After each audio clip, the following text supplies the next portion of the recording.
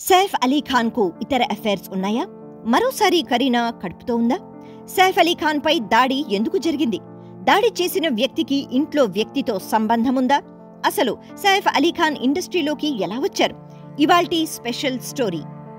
1970 August 16న భారత జట్టు మాజీ కెప్టెన్ మన్సూర్ అలీ ఖాన్ పటౌడి హిందీ నటి షర్మిలా ఠాగోర్ దంపతులకు జన్మించాడు.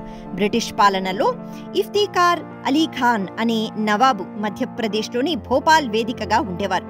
ఇఫ్తికార్ అలీ ఖాన్ మనవడే సైఫ్ అలీ ఖాన్. ఇతను భారతీయ నటుడు, నిర్మాతగా వ్యవహరిస్తున్నాడు. ఇతడు సుప్రసిద్ధ క్రికెట్ ఆటగాడు, భారత జట్టు మాజీ కెప్టెన్ మన్సూర్ అలీ ఖాన్ పటౌడి హిందీ నటి షర్మిలా ఠాగోర్ కుమారుడు. 1960లో బాలీవుడ్లో అందాల హీరోయిన్గా తల్లి షర్మిలా ఠాగోర్ వ్యవహరించింది. సైఫ్ అలీ ఖాన్ ఇతని పూర్వీకులు పటౌడీ సంస్థానానికి చెందిన నవాబులు. తండ్రి మరణం తర్వాత ఇతడిని పటౌడీ సంస్థాన తదుపరి నవాబుగా ప్రకటించారు. సైఫ్ అలీ ఖాన్కు ఇద్దరు సోదరీమణులు, సబా అలీ ఖాన్, సోహా అలీ ఖాన్. పెద్ద సోదరి ఆభరణాల రూపకల్పనలో, చిన్న సోదరి నటిగాను స్థిరపడ్డారు. హిమాచల్ ప్రదేశ్లోని ప్రాథమిక విద్యను అభ్యసించారు. ఇంగ్లాండ్లోని బోర్డింగ్ స్కూల్లో డిగ్రీ పూర్తి చేసుకుని తిరిగి ఇండియాకు వచ్చారు. ఇతని మొదటి వివాహం తనకంటే 12 ఏళ్లు పెద్దదైన 1991లో ప్రముఖ హిందీ నటి అమృతా సింగ్తో జరిగింది. పెళ్లి కోసం ఆమె మతం కూడా మార్చుకున్నారు. ఆ తర్వాత ఆమె సినిమాల్లో నటించడం మానేసింది. వీరికి ఇద్దరు సంతానం. 1995లో సారా అలీ ఖాన్ జన్మించగా 2001లో ఇబ్రహీం అలీ ఖాన్ జన్మించారు. 2004లో అమృతా సింగ్తో విడాకులు తీసుకున్నారు. తర్వాత 2012లో ప్రముఖ బాలీవుడ్ నటి కరీనా కపూర్ను పెళ్లి చేసుకున్నారు. కరీనా కపూర్తో 2016 ఒక కొడుకు, 2021లో మరో కొడుకు పుట్టారు. మరొకరు పైప్ లైన్లో ఉన్నారు. ఢిల్లీలో ఓ యాడ్ ఏజెన్సీలో 2 నెలలు పనిచేశారు. మోడలింగ్ చేయాలని ఇంట్లో ఒత్తిడి చేయడంతో టీవీ ప్రకటనలలో కనిపించారు సైఫ్ అలీ ఖాన్. తల్లి హీరోయిన్ కాబట్టి తల్లి కూడా సినిమాలు చేయాలని ఒత్తిడి చేశారు.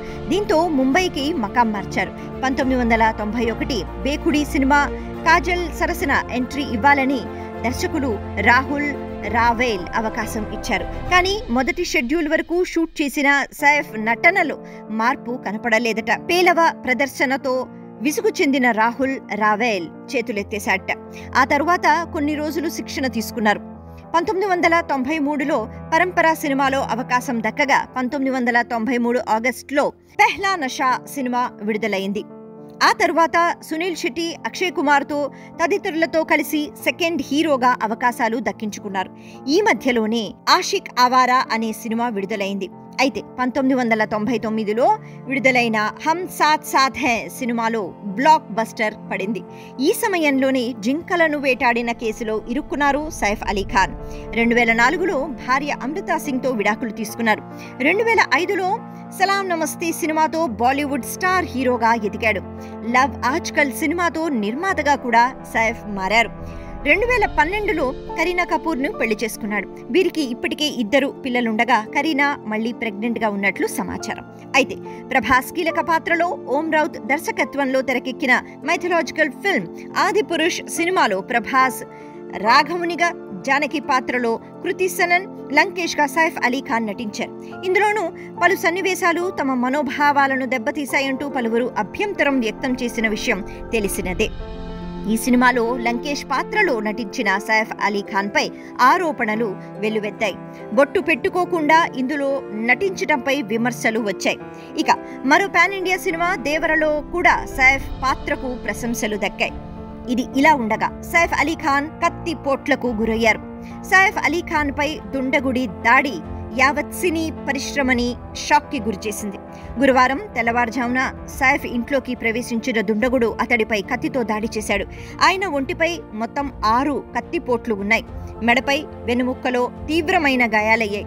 ఆ సమయంలో సైఫ్ అలీ ఖాన్ పెద్ద కుమారుడు ఇబ్రహీం అలీ ఖాన్ తన తండ్రిని వెంటనే లీలావతి ఆసుపత్రికి తరలించారు. ఆ సమయంలో కారు లేకపోవడంతో రక్తం కారుతున్న తన తండ్రిని ఆటోలో ఆసుపత్రికి తీసుకువెళ్లారు.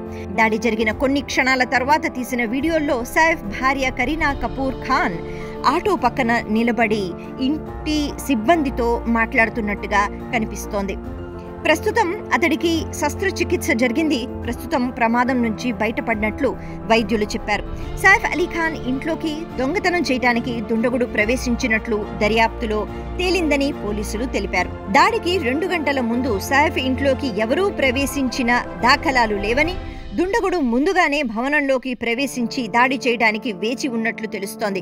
అయితే దాడికి పాల్పడిన వ్యక్తికి ఇంట్లో పనిచేసే వారితో సంబంధాలు ఉన్నట్లు తెలుస్తోంది. నిందితుడి కోసం 10 బృందాలు గాలిస్తున్నాయని పోలీసులు తెలిపారు.